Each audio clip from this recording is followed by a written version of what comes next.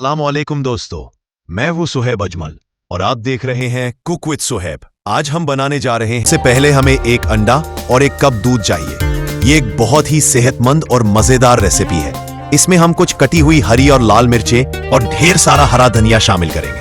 अब इसमें थोड़ा सा नमक और कुटी हुई लाल मिर्च डालेंगे। फिर 1 चम्मच कुकिंग ऑयल डालकर तमाम चीजों को अच्छी तरह मिक्स करेंगे।